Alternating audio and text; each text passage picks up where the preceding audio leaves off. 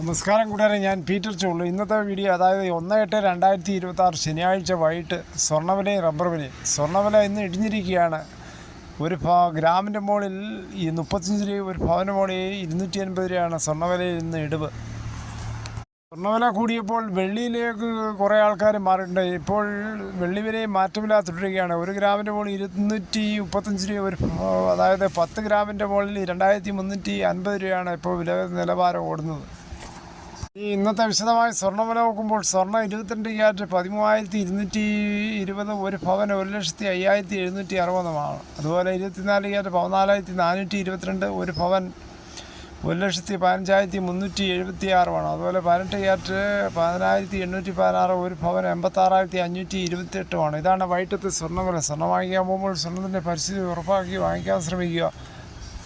രാജ്യാന്തര വിപണിയിൽ സ്വർണ്ണവില ഇടിഞ്ഞതിൻ്റെ ഭാഗമായിട്ടാണ് ആഭ്യന്തര വില സംസ്ഥാനത്തും സ്വർണ്ണവില കുറഞ്ഞത്. ഇങ്ങനെ കുറഞ്ഞത് വാരാന്ത്യത്തിൽ സ്വർണം വാങ്ങാനിരുന്നവർക്ക് നേരിയ ആശ്വാസമാകുന്ന സ്വർണ്ണവിലയാണ് ഇതിൽ മാറ്റമുണ്ടായത്. ഇറാൻ-US സംഘർഷം തുടരുന്നതും ക്രൂഡ് ഓയിൽ വില ഉയരുന്നതും പണപ്പെരുപ്പ് ഭീഷണി വർദ്ധിപ്പിച്ചിട്ടുണ്ട്. ഇതിനെ നേരിടാൻ US ഫെഡറൽ റിസർവ് അടക്കമുള്ള കേന്ദ്ര ബാങ്കുകൾ പലിശ നിരക്ക് വർദ്ധിപ്പിക്കുമെന്ന ആശങ്കയിലാണ് സ്വർണ്ണവില തിരിച്ചടിയാകുന്നത്.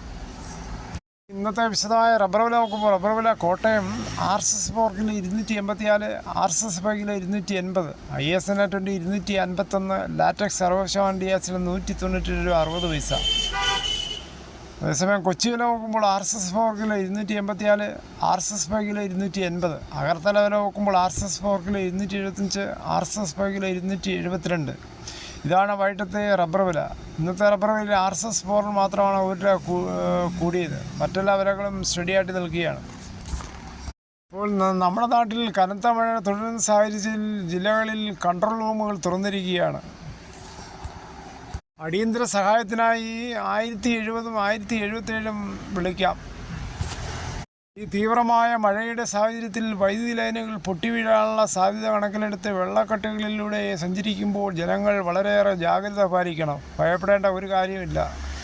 അപകട സാധ്യത ശ്രദ്ധയിൽപ്പെട്ടാൽ KSEBയുടെ ടോൾ ഫ്രീ നമ്പർ 1912 എന്ന നമ്പറിൽ ബന്ധപ്പെടുക. ഇത് മൊബൈലിൽ കോൺടാക്റ്റിൽ സേവ് ചെയ്ത് വെക്കുക. 1912 KSEB.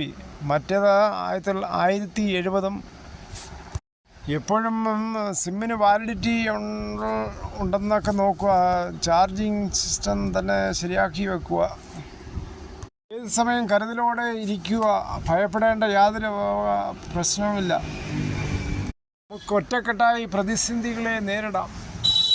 മഴ പെയ്യട്ടെ, പക്ഷേ ജീവനും ജീവിതവും കവർന്നെടുക്കാത്ത മഴയായിരിക്കട്ടെ. എല്ലാവരും സുരക്ഷിതരായിട്ട് നമുക്ക് പ്രാർത്ഥിക്കാം ദൈവത്തോട്.